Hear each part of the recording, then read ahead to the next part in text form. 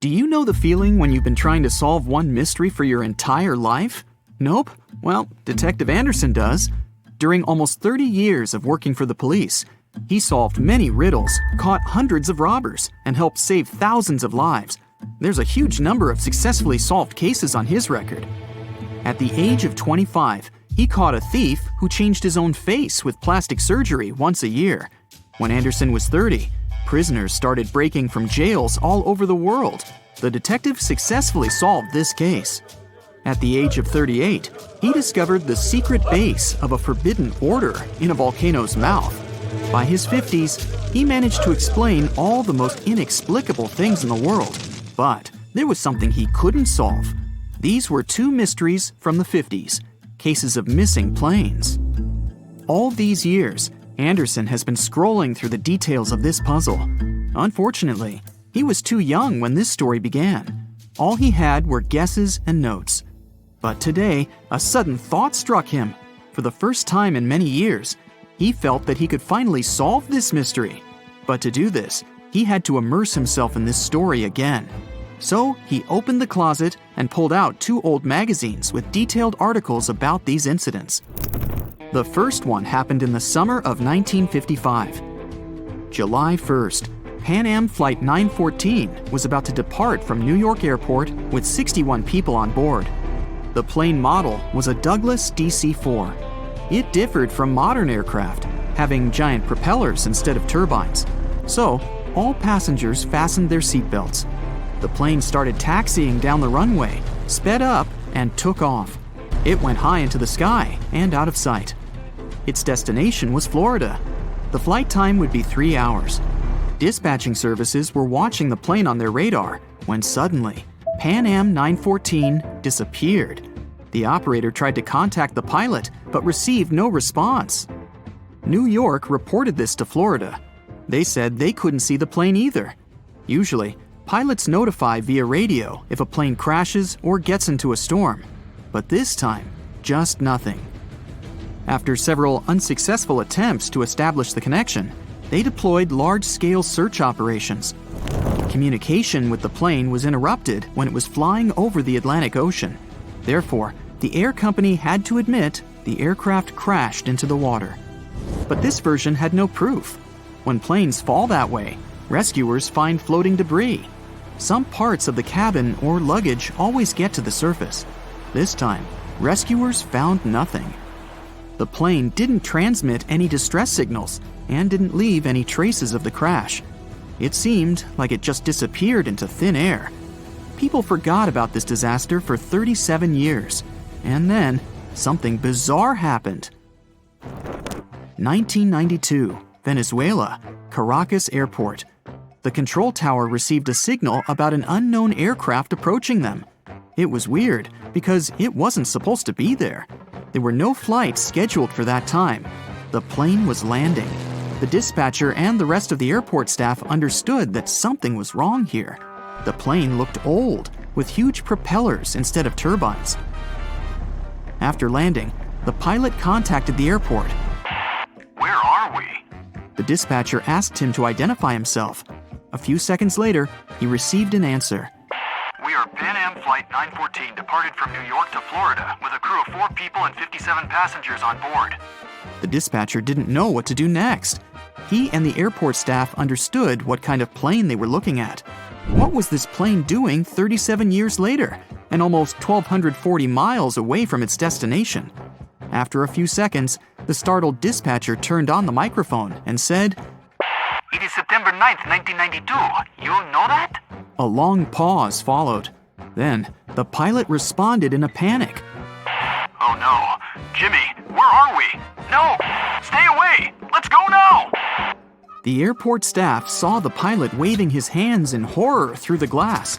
Then, he started the engines and took the plane to the runway. Pan Am 914 increased its speed and took off. The dispatcher tried to stop him, but the pilot didn't respond. The plane disappeared into the sky, and no one else had heard of it since that day. Detective Anderson finished reading the article. He frowned and looked out the window. Raindrops were hitting the glass. The storm outside perfectly depicted what was happening in his mind at that moment. He seemed to know what had happened to that plane. All the clues were there, lying right in front of his eyes. But to know for sure, Anderson had to move on to the next case. It was another article, dated 1989. It happened in 1954. Santiago Airlines Flight 513 took off from West Germany Airport. The plane was due to land in Brazil in 18 hours. There were 88 passengers and 4 crew members on board. The plane hid behind the clouds and disappeared from all radar. Air traffic controllers were trying to contact the pilots, but didn't receive a response. 18 hours later, they called the airport in Brazil. Those dispatchers couldn't confirm this plane's landing and couldn't contact the pilots either. The search operation lasted for several months, but they found nothing. Just like in the Pan Am 914 case, the plane disappeared from radar while flying over the Atlantic Ocean. 2 years later, the search operation ended, and Santiago Airlines ceased its activities. October 12, 1989. Airport controllers in Brazil noticed a passenger plane that suddenly appeared on their radar. It didn't answer the airport staff's questions and just circled over the airbase. After a few minutes, the plane landed and nothing. No one opened the ramp. Passengers didn't get out. Pilots didn't respond. The aircraft was in perfect condition. One of the dispatchers realized that this was the missing Santiago Airlines Flight 513 that had been considered lost for 35 years. Airport staff approached the plane and opened the doors. What they saw there terrified them. The police, customs staff, doctors, detectives, and other airport staff members gathered around the plane. No one knew what to do next. There was no living person on board who could tell the truth. The plane disappeared in 1954 and appeared 35 years later in perfect condition without any damage. So far, no one has figured out what happened. Detective Anderson noticed the stories were very similar. Pan Am 914 disappeared in 1955. Santiago Airlines 513 vanished in 1954. The difference was almost a year. Anderson scratched his head and noticed another little detail. Both planes went missing from the radar the moment they were flying over the Atlantic Ocean. There are many myths about phantom ships and mysterious phenomena connected with the Bermuda Triangle. Detective Anderson knew these tales, but these 2 missing planes puzzled him. He looked at 2 articles and understood everything. Exactly! The solution was there, right in front of his eyes. Both stories were written in the same newspaper. There was no real dispatcher who communicated with the planes. Nothing was known about the passengers. No newspapers except this one published news about these missing aircraft. It seemed they just took the same story and changed the dates, locations, and names of flights. Yes, the case was solved. It was all fake. The rain stopped. Detective Anderson looked out the window and heard the sound of a passing train. He remembered another weird and fake story. A story about a phantom train. It took place in Italy in 1911. 100 passengers boarded the train of the Zanetti Railway Company. It went through the picturesque mountainous area, got into a mountain tunnel, and disappeared. No one else had seen the train since then. All the passengers were lost, but not for long. They appeared in the past. There were records dated 1845.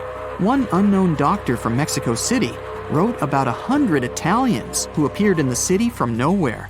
They were all dressed strangely and talked about one mysterious train.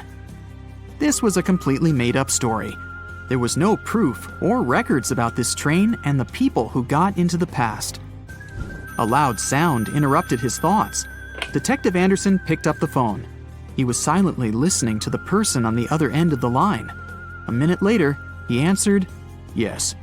The detective put the phone down. It was a new mystery for him. In the Sahara Desert, the locals noticed a huge ship lost in the South Pacific 27 years ago. There was no crew on board, no cargo, and no flags. No one knew how it appeared among the sand, but wet mud formed around it because of moisture. It seemed like the ship had just teleported there from the water. Perfect! No fakes this time. Detective Anderson put on his hat and left the office. But this story is for another video. The airplane involved was a Beechcraft Bonanza single-engine aircraft. On board, pilot Bruce Gernon had 2 passengers, his father and business partner. They took off from Andros Island in the Bahamas and headed northwest for the Florida coast. It was December 4, 1970. If you draw up a map, trace a line connecting the island of Bermuda, Puerto Rico, Miami, and back to Bermuda, what do you get? Yes, it's a triangle, a sinister polygon known for mysteriously swallowing over 2,000 ships and 200 aircraft over the centuries. Bruce Gernon's plane was within its hungry grasp. But this was a typical flight Bruce had made dozens of times before. The trip usually took about an hour and a half, with no hiccups or mysterious phenomena whatsoever. The men were no more concerned than you would be during your daily commute to work. Oh, but this time would be different. They would face very unusual circumstances indeed. Bruce took off and started gaining altitude. Strange things started happening right from the get-go. At an altitude of about 1,000 feet, he noticed a small cloud up ahead. But it kept growing. Not from the plane getting closer, this thing was actually getting bigger in size. Bruce had to fly through it, and he came out the other end just fine. Another mysterious cloud appeared at 11,500 feet. This one was massive, and Bruce had no other choice but to fly through it too. So he concentrated, took a deep breath, and in they went. At that moment, it got dark as night all around the aircraft. Not a single sliver of sunshine got through. But this wasn't a storm cloud, and it wasn't raining. Bruce was starting to get worried, and then, bam! He saw flashes of white light. They would appear and vanish quickly like lightning. But this pilot knew this certainly was no lightning. The flashes were so bright, they lit up the whole space around them. Bruce kept flying for another 30 minutes when he realized this was the same cloud he had gone through earlier when he started to climb. But now the cloud was cylindrical, and the plane was flying through its center. It was about 1 mile wide and seemed endless. Bruce thought he could never get out of that trap. But a minute later, he saw light at the end of the tunnel. He kept that yoke straight ahead. He was almost out of this nightmare. But all of a sudden, unexplainable things started happening again. The walls of the cloud tunnel began to narrow. They were closing in on the plane. The navigational instruments started wigging out. The compass was spinning by itself counterclockwise. The electronic instruments were all malfunctioning. It was like the plane was being operated by something else, or it was moving inside some kind of current. All of Bruce's attempts to take control were to no avail. He kept flying through that tunnel, bound and determined to get out of this thing and live to tell the tale. The walls kept narrowing, smaller and smaller, wrapping like a vortex. Bruce was running out of time. He had to get out of this place fast. The next 20 seconds were the most intense of his life. But then, he burst out of this foggy trap.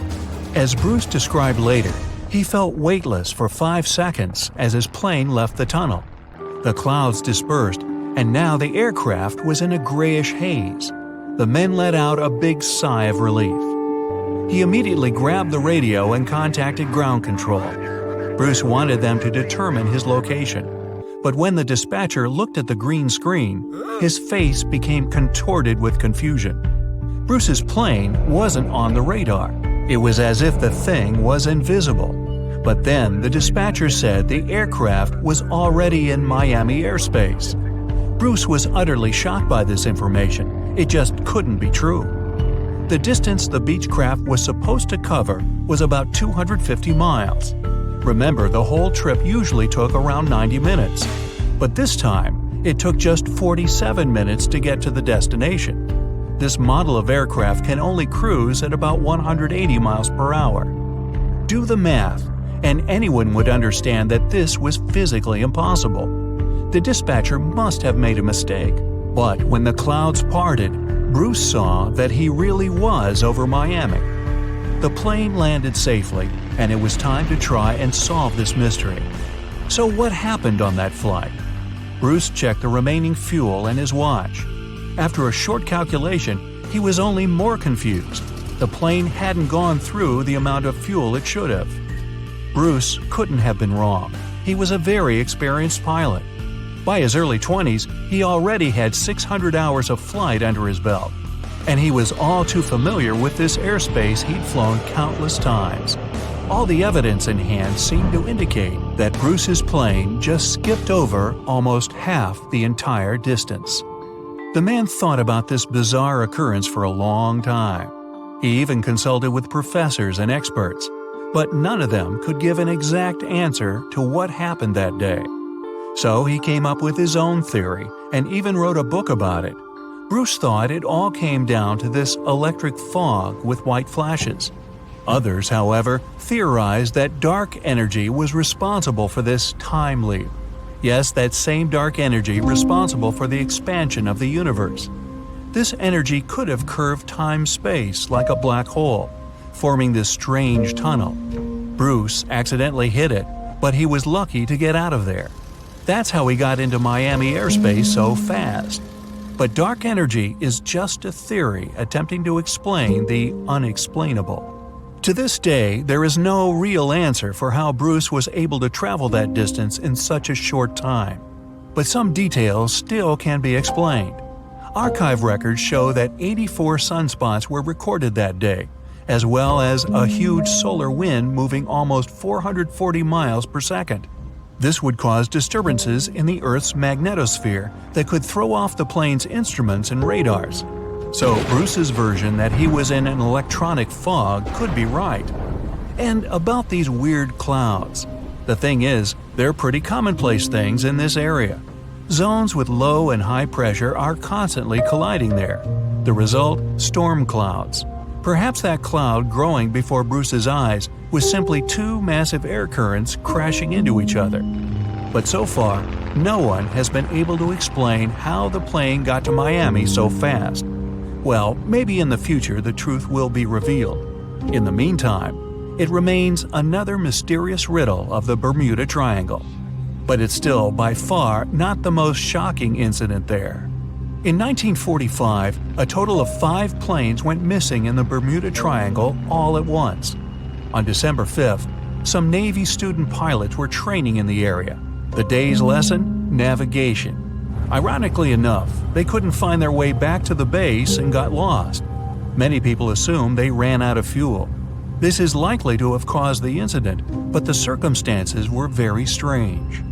The students were under the supervision of an experienced lieutenant who had 2,500 flight hours. He would never let a bunch of newbies go so far that they'd get lost. The incident was called Flight 19. Even now, there's a debate about how it could have happened. 3 years later, a passenger jet headed to Miami from Puerto Rico disappeared in the same area. There were 29 passengers and 3 crew members on board. The weather was clear throughout the flight. But experts believe that when the plane was about 50 miles off the coast of Miami, it could have been hit by a strong wind that knocked it off course. Years later, divers found a similar-looking plane in the waters. But since it was lacking certain details and registrations, no one could confirm that it was the missing Miami-bound aircraft.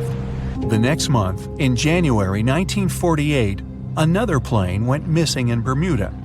25 passengers and 6 crew members just vanished somewhere between Azores and Bermuda. The mystery of this plane's disappearance, along with countless others, remains unsolved.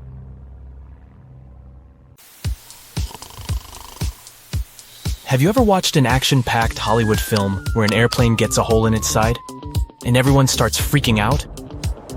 Stuff starts flying all over the place and people are barely staying in their seats. Well, in real life, a small hole in the plane's body isn't going to cause that much drama.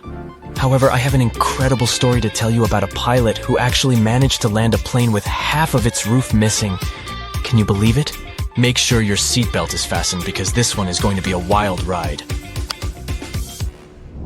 On April 28, 1988, a Boeing 737 owned by Aloha Airlines took off from Hilo International Airport en route to Honolulu.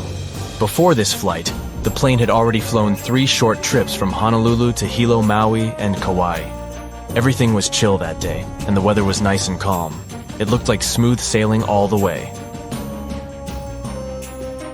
The captain of the flight was Robert Schornsteimer, and the co-pilot was Madeline Tompkins, both experienced pilots with thousands of flight hours in the Boeing 737.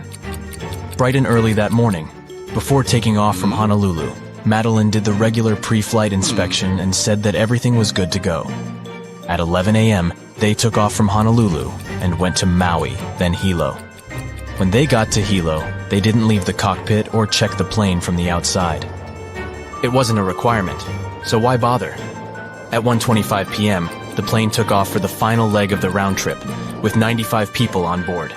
89 passengers, 2 pilots, 3 flight attendants, and an FAA traffic controller who sat in the observer seat in the cockpit.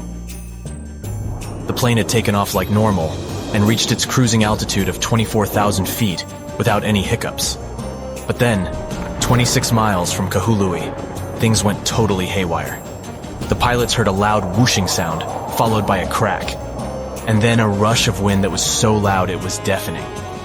Turns out, a small section of the roof on the left side had come loose, causing the plane to decompress explosively. And to make matters even worse, the decompression caused a chain reaction that led to a huge chunk of the plane's roof ripping off completely. That missing part was a massive 18.5 feet long and was part of the skin that covered the plane from the cockpit all the way back to the forewing area. The pilots didn't have a clue what was going on when the disaster struck. The first officer, who was the one in charge of the plane at that time, suddenly felt her head snap back, and then she saw a bunch of gray insulation and debris flying around the cockpit like it was a tornado. Meanwhile, the captain took a look around and was shocked to see that the cockpit door was nowhere to be seen, and instead of the first-class ceiling, he was staring straight up at the sky. The plane started to tilt from side to side, making it challenging to keep it under control. The crew in the cockpit quickly put on their oxygen masks, and the captain took over control of the plane. He then initiated an emergency descent towards the nearest airport on Maui Island.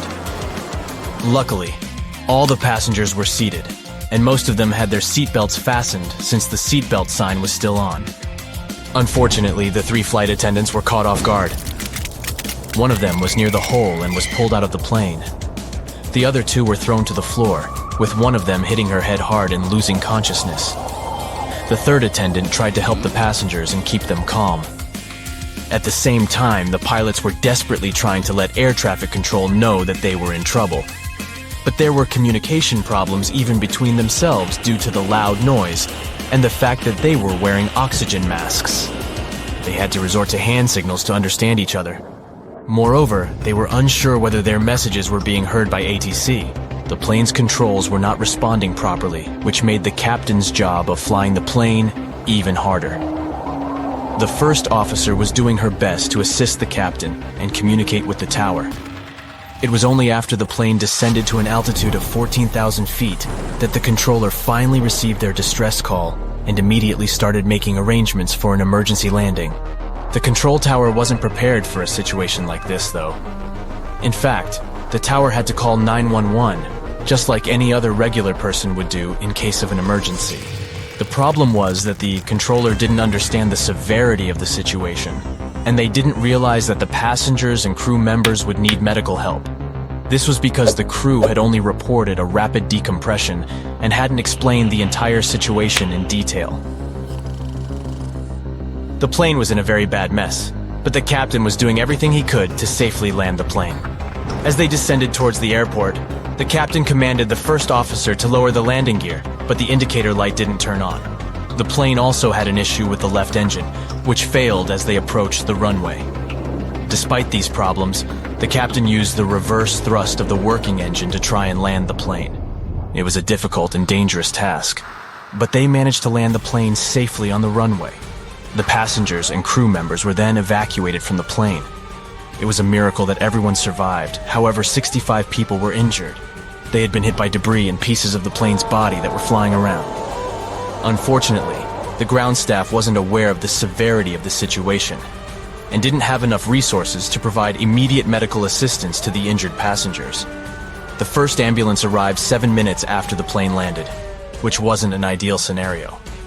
Furthermore, there were only 2 ambulances on the entire island, which couldn't accommodate all the injured people. As a result, tour vans were used to transport the passengers to the hospital. Fortunately, 2 drivers who were former paramedics provided immediate first aid to the injured right on the runway. Meanwhile, the airport mechanics and office staff took the vans to the hospital, which was located 3 miles away. Despite the chaotic and stressful circumstances, only 8 people suffered severe injuries, but they all later made a full recovery. The plane was in really bad shape though, and it was no wonder it couldn't handle the stress of the decompression incident. Despite its age not being a problem, it had experienced a whole lot of takeoffs and landings, which took a toll on its integrity. The salty and humid environment it operated in only added to the damage.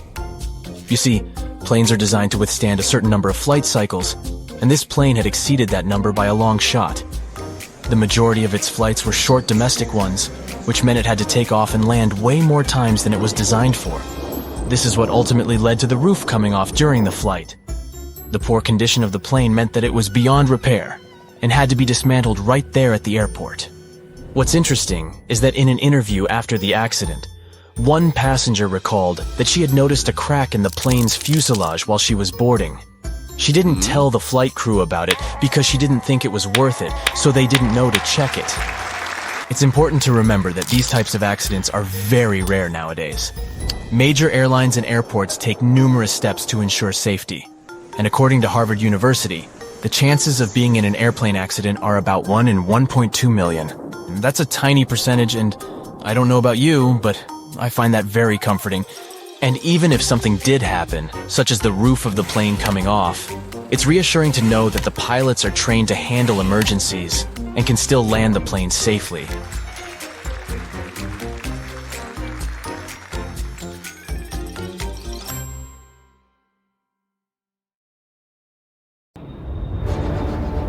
The plane had been in the air for a mere 25 seconds when the pilots noticed weird noises and bizarre vibrations.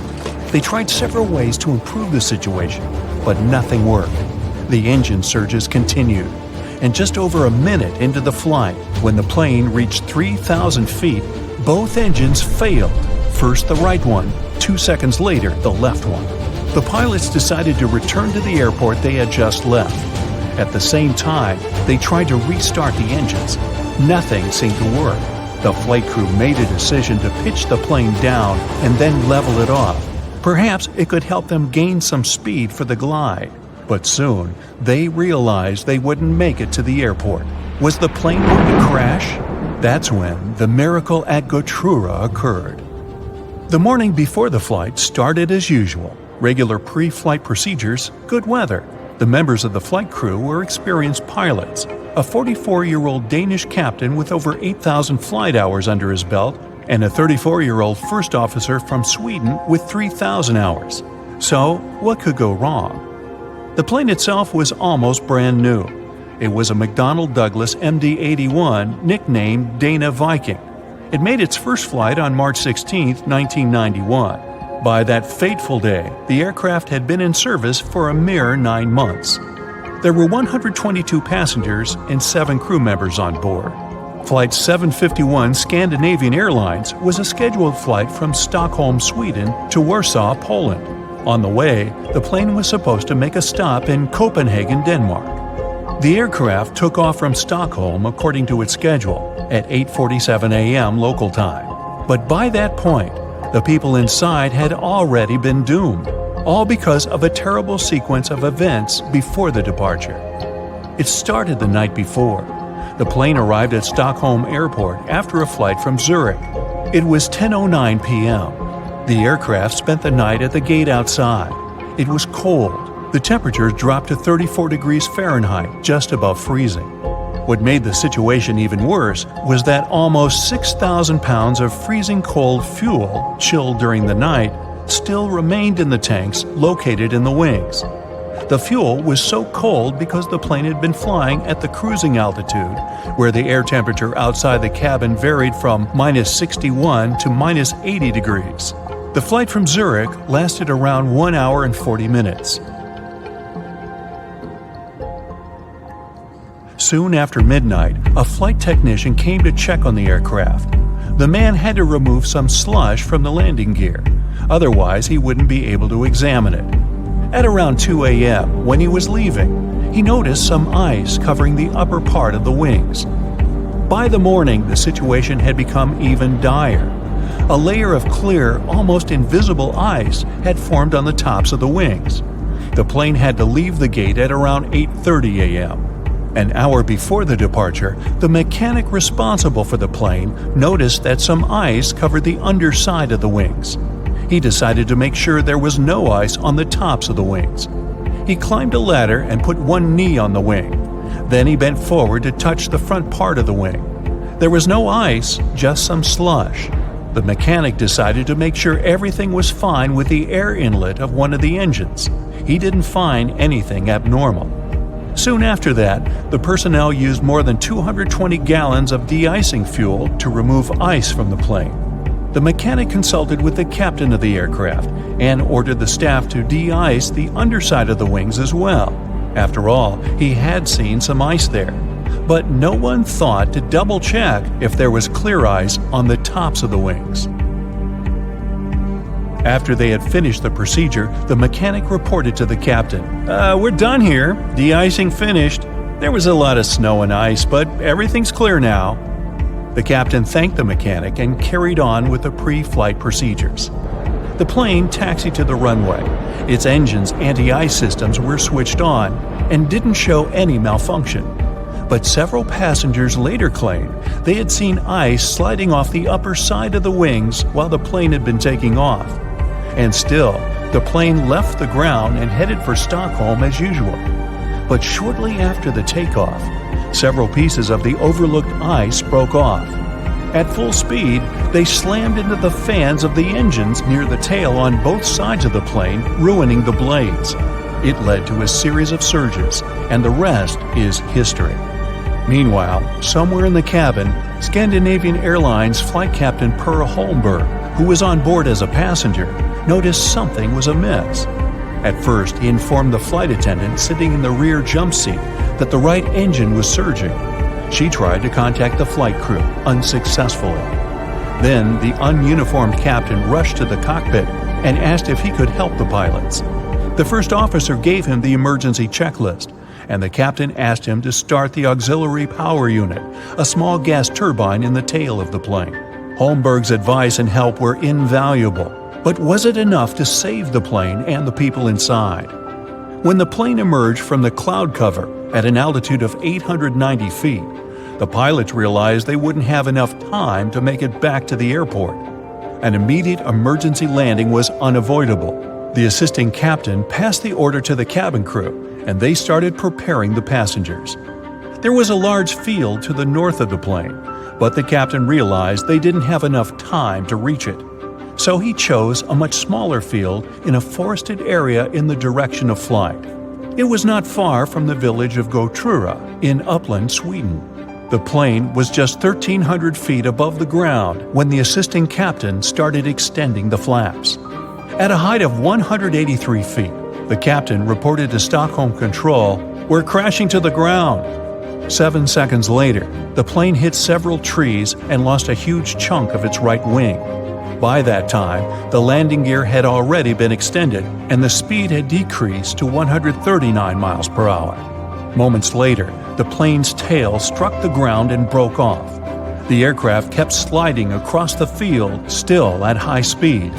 It traveled 360 feet, with its main landing gear leaving marks on the field. At one point, the plane lost the main and nose landing gear. Its fuselage broke into 3 parts. Miraculously, there was no fire.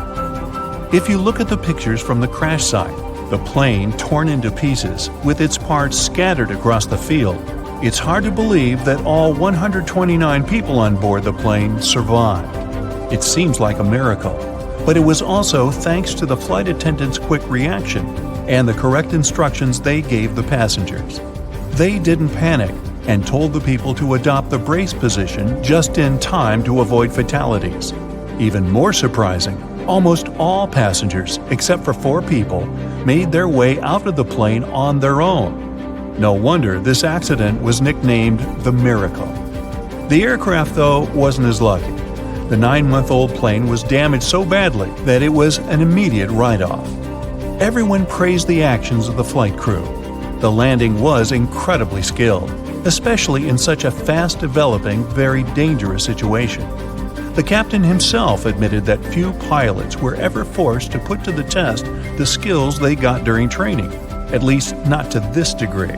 He said he was proud of his crew and relieved that everyone had survived, and he never returned to piloting commercial planes. A lot of weird incidents have happened in the mysterious valley of Haizu ever since the 1950s. People even started comparing it to the infamous Bermuda Triangle. But are they really that similar? It all started when an airplane went missing here under circumstances no one can explain yet. They searched the location back and forth, but nothing appeared to have remained of the aircraft. And guess what? No one received any SOS messages from the team on board. And to top it off, the same year, a considerable number of tourists and local residents were lost here in the valley, never to be seen again. Speaking of the Bermuda Triangle, one can link its origin story to a series of mysterious disappearances of ships and aircraft, like the one that happened in 1945, when 5 planes and 14 people on board went missing in this location while doing routine training exercises. Even a thorough investigation didn't help to establish the cause of the incident. But that wasn't the end. Between 1945 and the mid-1980s, another 25 small planes went missing while going through the Bermuda Triangle, never to be seen again. And the search parties haven't recovered a single piece of these aircraft. The Bermuda Triangle isn't the only stretch of water that has claimed ships for good. In the Pacific Ocean, near Japan, there's a tricky portion of water that has earned the nickname the Devil's Sea. The best known out of all of these disappearances is that of a fishery patrol vessel that went missing in 1953. On board were 31 crew members and scientists who were looking to investigate a recently formed volcanic island. What happened to this ship and all the people on board? We'll never know, I guess, since they never found the ship or the crew members, and there was literally no trace of them left behind. Back in 1911, a standard train was scheduled to depart from a railway station in Rome, hoping to reach the city of Milan. Needless to say, none of the 106 passengers ever made it to the destination, and no one has ever seen them again. What happened to these people and to their train? Were they really lost forever? Some people seem to believe this isn't the case. As it was completing its journey, the train was supposed to pass through a long tunnel. It did enter it, but never came out the other end of the tunnel. Nothing was left of the train, and it seemed like it literally just vanished into thin air. Only 2 of the passengers were found, but they were quite unwell at the time, and their stories did not seem to make much sense. They spoke of a dense fog that they simply jumped out of because they got so scared. 15 years later, a story spread about a group of 104 Italian people that popped up in Mexico City, claiming they had arrived by train from Rome.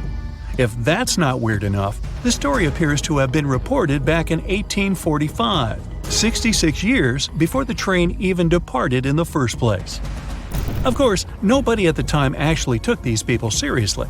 But you can't help but wonder, did they actually time travel via the Roman tunnel? Or is it just another urban myth? What do you think? The Lost Colony is the story of a strange phenomenon that happened back in the late 1500s. A group of people from England had moved into a colony on Roanoke Island off the coast of present-day North Carolina. But they soon realized they didn't have enough supplies. To fix this, the colony's governor decided to head back to England to get some. He didn't manage to come back for another 3 years. When he finally did, he was astonished at what was left behind. Nothing. The entire population of the colony was gone. The only reminder of what had been there was a single word carved into a tree. To this day, nobody knows what might have happened to these people or what the carved word means. A lighthouse without an operator? You might think that can't possibly be true, but hear me out. Located in the northwestern part of Scotland are the Flannan Isles. There's nothing fancy about them since they're nothing more than a bunch of rocks and grass. But there is a famous lighthouse here hiding a dark secret. In 1900, all 3 of the lighthouse's keepers mysteriously disappeared, never to be seen again. Ever since, the islands have been completely abandoned. The lighthouse became one of those with an automated system in the 1970s. No list of places where things go missing could be complete without this mysterious forest located in Transylvania, a region in Romania. And no, it has nothing to do with the famous Count Dracula, if that's what you're thinking. It's called the Hoya Forest, and it's a place that has seen quite its share of unusual phenomena. Not only do people go missing here, but others have experienced all sorts of weird noises, from female voices to whispers. Some people claim to have time traveled between the spooky trees of the Hoya Forest. They say they had literally skipped a few hours before they went back. The Yellowhead Highway is a stretch of road located in British Columbia, Canada. One section of the road has received a lot of attention throughout the years, starting with the 1960s because of some mysterious disappearances. These events have earned it the nickname Highway of Tears. There is no reasonable explanation as to why people keep going missing here. What is more striking is that most of these people were young women. This triangular area that stretches above the desert and the Sierra Nevada mountains in the state of Nevada received quite a bit of attention because of a disappearance that happened back in 2007. A record-setting sailor, aviator, and adventurer named Steve Fawcett flew here in a small plane and then disappeared. They searched for Fawcett intensively for months, but didn't find any traces of him or the aircraft. 1 year later, the mystery of Fawcett's fate was finally solved when a hiker came across his ID cards, and later a search party found the plane's wreckage. It's one of the most visited natural resorts in the world, but Yosemite National Park carries some dark secrets of its own.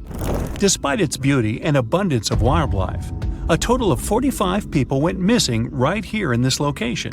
No one knows what happened to them. Hey, maybe we should ask the local bears. They might know something. There are even stories of people that disappeared from one region of the park only to pop up in a completely different location. This hasn't stopped over 3 million people that visit the park each year from wandering around this location, though. Whenever a ship happens to sink, you'd expect to at least find pieces of it on the bottom of the sea, right? Well, not if you're traveling through Lake Superior. It's located along the border of the United States and Canada, and became famous because of the great number of ships that went missing here. It may have something to do with the stormy winds, of course, but that doesn't explain why some ships simply vanish altogether, without a single piece of them ever to be found, not even at the bottom of the lake. It does gather a lot of tourists each year, though. They come here to scuba dive and see the remains of some of the ships that still lie here. The bottom of this lake even contains what's left of the notorious SS Edmund Fitzgerald. Back when it departed on June 7, 1958, it was the largest ship on North America's Great Lakes and, to this day, remains the largest ship ever to have sunk in the area. Similar to other events, the exact cause of the shipwreck remains a mystery.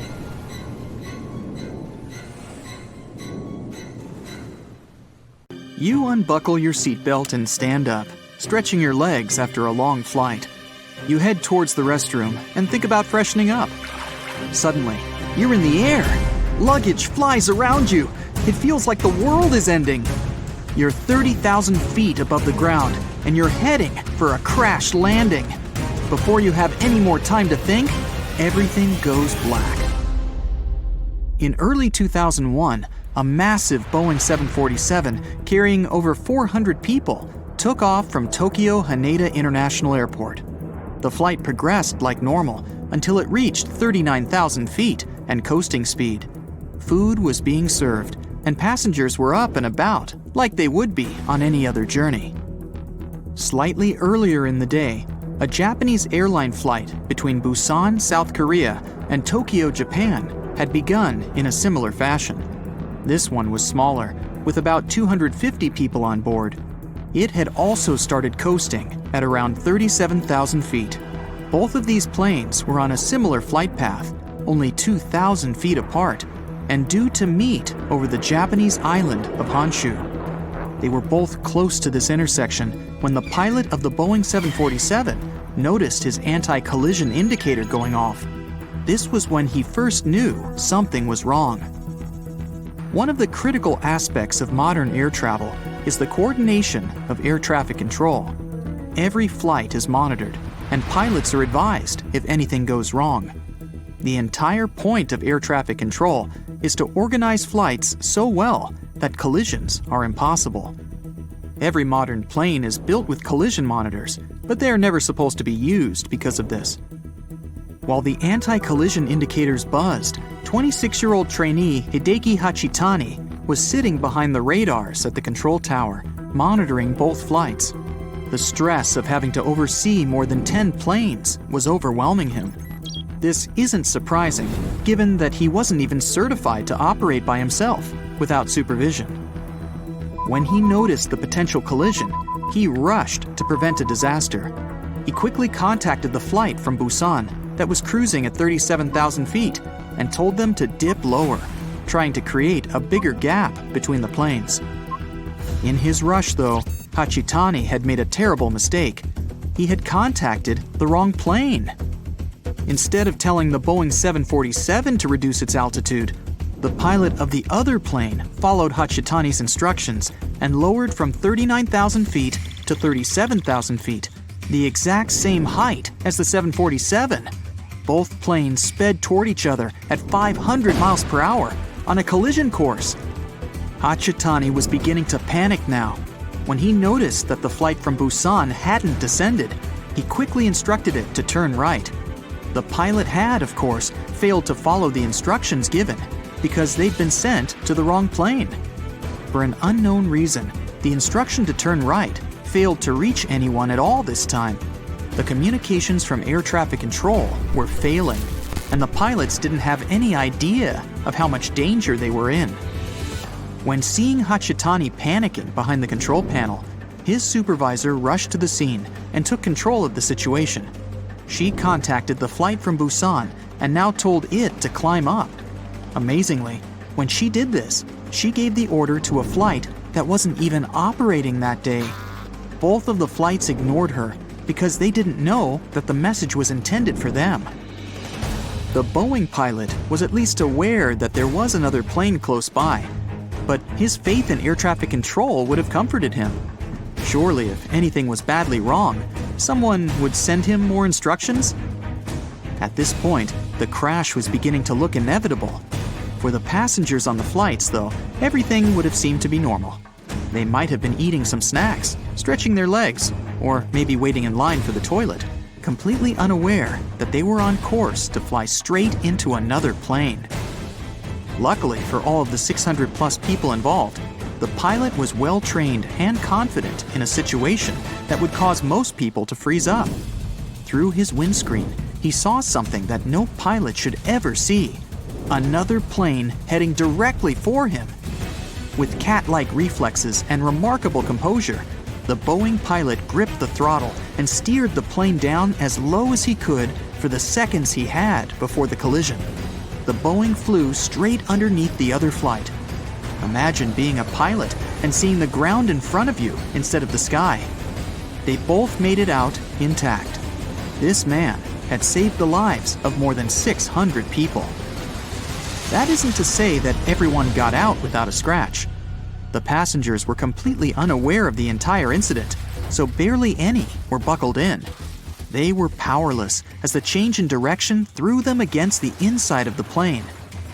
Out of nowhere, with the plane's sudden movement, many hit the roof with the force of a car crash. Every unsecured object and person were thrown through the air. Some might have even felt like the plane had just hit the ground. Miraculously, only 7 passengers and 2 crew members were seriously injured, and the rest only received minor injuries.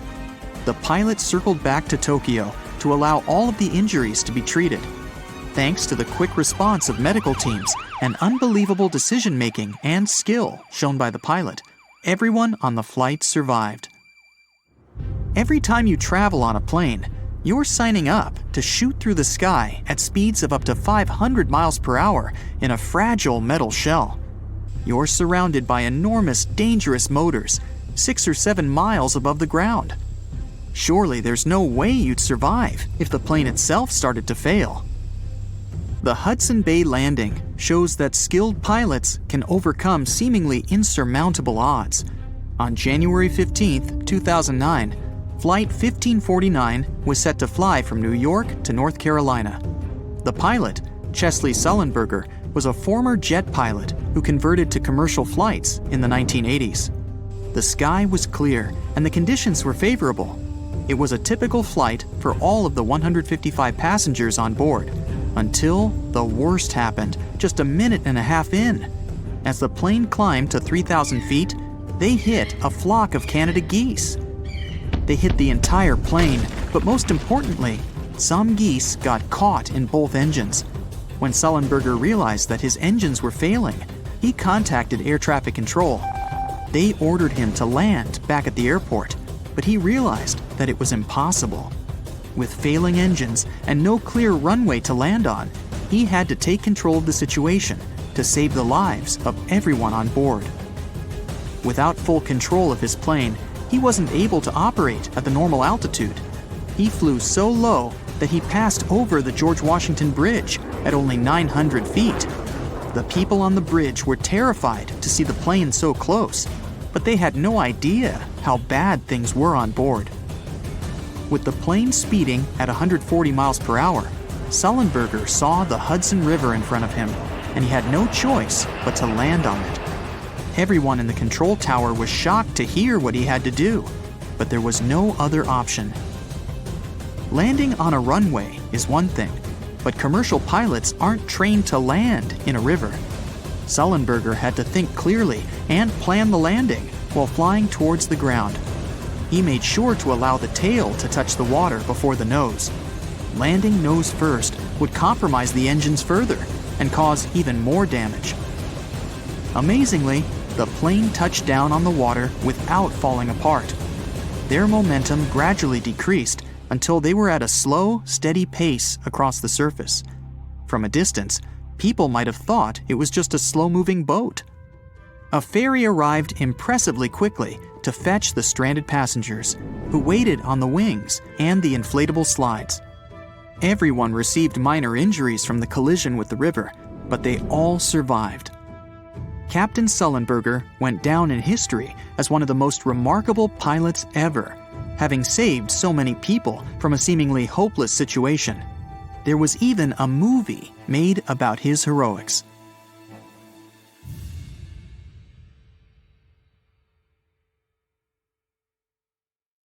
The moon shines brightly and illuminates the black water of the ocean.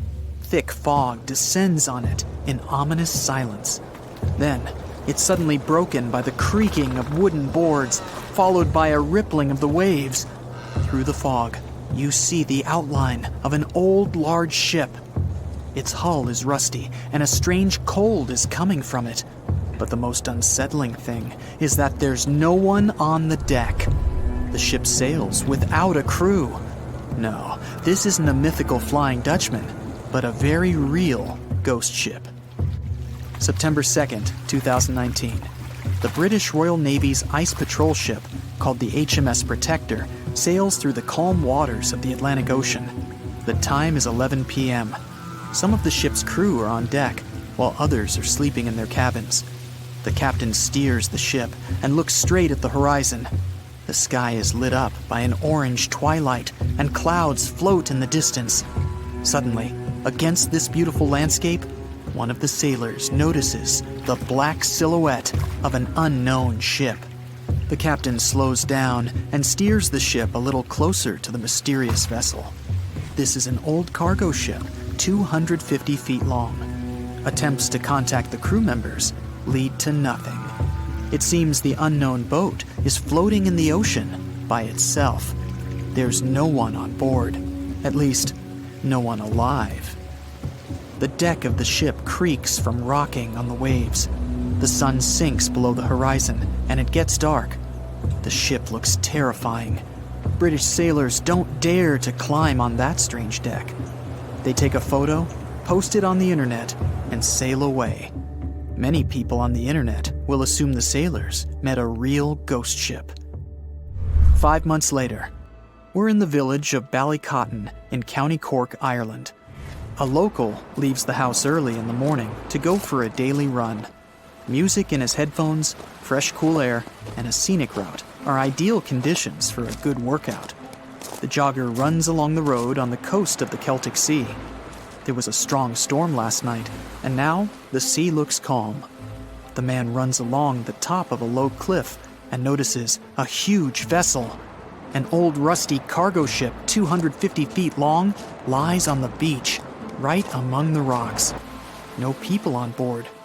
It seems the ship has been here for ages, but the local is sure this vessel wasn't here yesterday. A little later, it turns out this is the same ship that the sailors from the HMS Protector saw 5 months ago, thousands of miles from this place. The cargo ship, called the Alta, was built in 1976. Nobody knows who used it all this time and for what purposes. It's only known that in 2017, the ship was purchased by a new owner and marked with the flag of Tanzania. It's important to say that almost all cargo ships are equipped with AIS, Automatic Identification System, which is needed to track ship movements in the ocean. Since 2015, something strange started happening with the Alta's AIS. The ship disappeared from the satellites, then reappeared again. Over the past few years, this ship had changed several names and flags. It's not surprising that its AIS shut off and turned on numerous times. It's said that some of those who disable AIS on their ships do so to hide outlaw activities. The ship's captain, whoever it was, clearly didn't want to show the Alta's movements. As AIS showed in 2017, the ship had sailed near Greek port cities. The Alta made 12 stops in 3 such cities in different parts of Greece. Then, the AIS signal disappeared, and 10 months later, the Alta reappeared near the northern coast of Africa, 1,200 miles from Greece.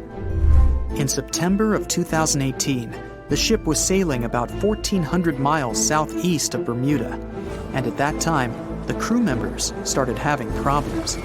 There were 10 people on board the Alta.